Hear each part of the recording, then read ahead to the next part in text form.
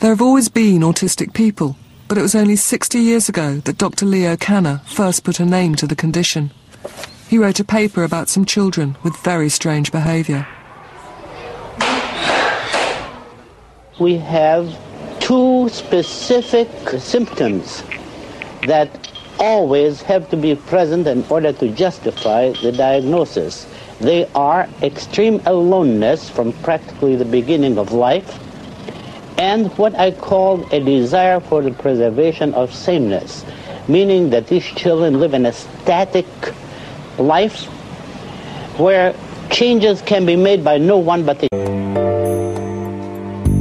Autism is a disorder in the development of the brain. People with autism find it difficult to communicate because they struggle to empathise with those around them. Just how autistic someone is varies greatly.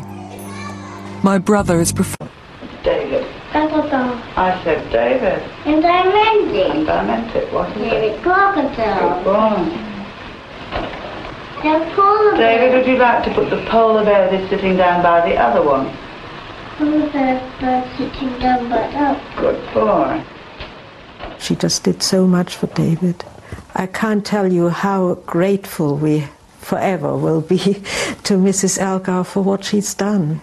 How much progress are you able to make? Quite a bit. The children make terrific progress, even the most disturbed and the most child that's really unable to cope with things. We can train them socially, we can get them so that they eat properly, that they use the toilet, that they can go out, and that they can enjoy their environment and enjoy their parents. There are a number of different brain disorders that can cause autism, and therefore pursuing the issue of finding one explanation for all cases of autism, I think is a waste of time and of money and effort.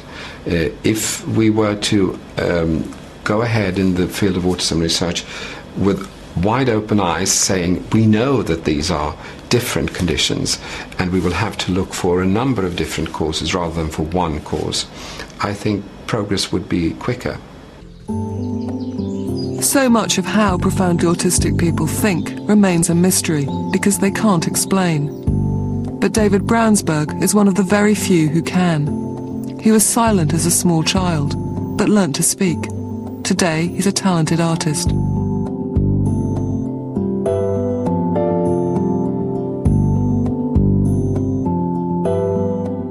Working methodically is influenced, I think, partly by my autism. A lot is going on in my brain as well as my inspirations and deep down thoughts and feelings, and even my moods can come out in my work. If with autism the moods are maybe more pronounced in my work, a bit in terms of colour and focus, than a non-autistic artist.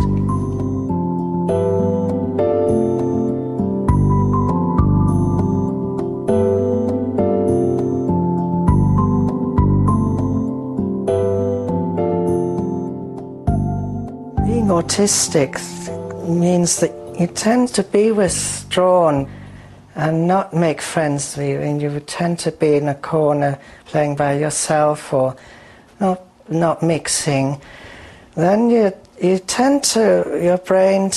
mind tends to focus very heavily on one thing. You might get an obsession in one area. I used to have something in my hand with string and angle it. I would be happy just angling something on a string, maybe, and balancing it, and I find that I felt insecure easily about the world, especially when I had no language. And people may make a remark that they're sarcastic remark or not, or maybe a jokey or a teased remark, and may fail to understand every time that what they mean is only a joke or some sort of in another context. A non-autistic person would shrug it off and say it's one of those things. I can't really still do that because I feel vulnerable and threatened deep down about somebody who's not behaving as they should or something. being autistic has got hidden depths of extra anxieties. I mean, I have less difficulty than I used to, but I still think that in subtle ways I have a few difficulties.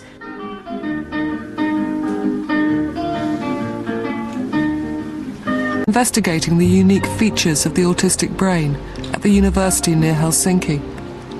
The laboratory has some of the most sensitive equipment in the world. The scanner is very suitable for investigating autism because it's very user-friendly. The individual sits under something that looks like an overgrown hairdryer, and because it tells us a lot about the way the brain is functioning, not just which bits of the brain are functioning. And can Ollie make a few blinks now, please? So we're ready to run. I'm setting up for task 2. The images will appear in pairs. Task condition is, are the two images in the pair the same or not? So here we go. Okay.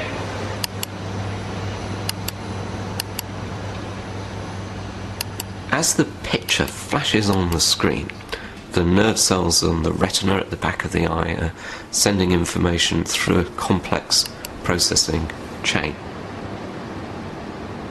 What we found is that the pathway that information is following is subtly different in people with autism. When normally developing people see faces, they activate a series of brain regions in a particular order. And one of the brain regions they activate called fusiform gyrus. It's on the underneath of the brain at the rear, and seems to be an area that's usually specialised for processing faces. In people with autism or Asperger's syndrome, when they see faces, they're activating areas of the brain adjacent to fusiform gyrus, exactly the same regions as they're activating for most other things that they see. It's as though they don't have a specialist pathway for processing faces. They recognise a face as a face, so they can differentiate between faces and other objects. But it may be that if you're not using the proper pathway, that you're then not activating the usual emotional responses to faces. They may have trouble recognising people, so they may not as easily recognise their parents as other people. I think it's possible that the information is going to Department A when it should be in Department B. I was intrigued by the idea that autistic children like Ollie are missing a pathway in the brain.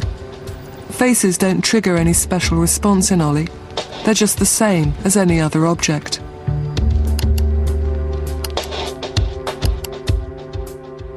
I was really curious to see if brother had the same action. I dug out an old panorama from 1974, which featured Timothy when he was 18 and moving to a new home. Here we go. Look, Timothy. Look at the screen. Oh, look at the screen. Oh, minibus. In the coach. In the coach, yes. In the coach. In the coach. No. Coach. Okay, Tim, who's this? Who's that, Tim? Who's that? You recognise that? Who's that? No. In the coach. Who's that? That's you. That's yours. That's yours, Timmy. Timmy. You were 18. 18. Don't remember. 18. On the coach. Turn down the lights a little bit now, but basically you're going to sit back in the chair. At Yale University in America, the scientists can help me see the world like my brother does. Not bad. They're using a cleverly modified baseball cap, which gives researchers a unique perspective on autism. Okay. So Myra, we're going to watch some movies on this video screen. The only thing to make it any different from your watching TV right in your living room is that you're going to wear this baseball cap as you watch. It's kind of a special baseball cap because it's got some extra stuff on here, but it's perfectly safe. It's not going to do anything to your eyes. It's just going to sit right on top of your head, just like if you wore a baseball cap out on a Saturday outside. Okay, I'm going to go ahead and put it on now, all right? As we're watching the videos, I'm going to ask you not to touch the baseball cap, okay? Just because it's kind of fragile, and we don't want any of those little plastic... Fragile means it breaks. Yes. Does that feel all right? Yes. Okay, good.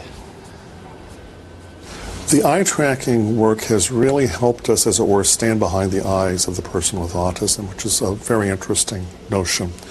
That we realize as a result of this work that the kinds of things that people, even very high-functioning people with autism, are taking away from social situations are vastly different than what the rest of us take away. Ready, Johnny? Thank you, Lauren. I've mentioned it. Are you ready? What for? Sue wants us to go and inspect the party. I think we should go and inspect it. Fine, Lawrence. Would you like to go now, please? I am going. Are you coming, Tony? I think so. Well, come on then.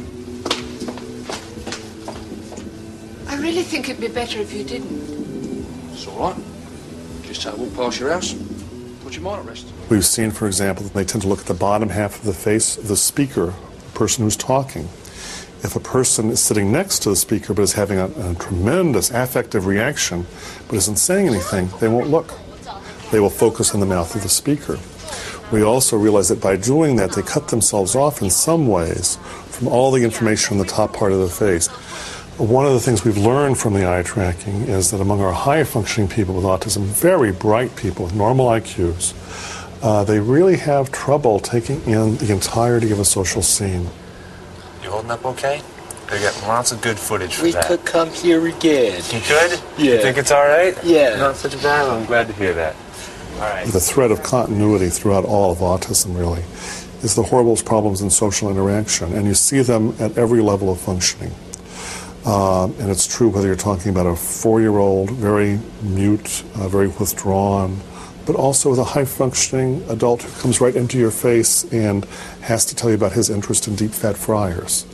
The interesting thing is, over this tremendous range of syndrome expression, from very low-functioning, very young, to high-functioning, older, the kind of social part really dominates throughout. Who's this? Who is this?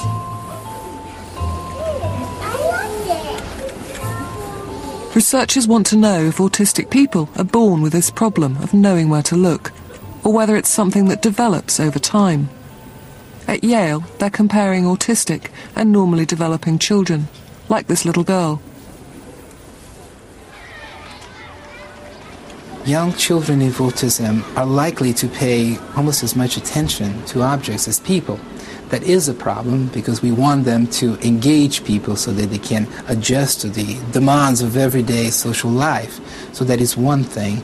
And the other thing that we're seeing is that when they are looking at, as for example, other toddlers' faces, they too, very much like the adults that we have been observing, they too tend to focus on the other children's mouths rather than eyes, again, missing quite a bit of the action, as it were.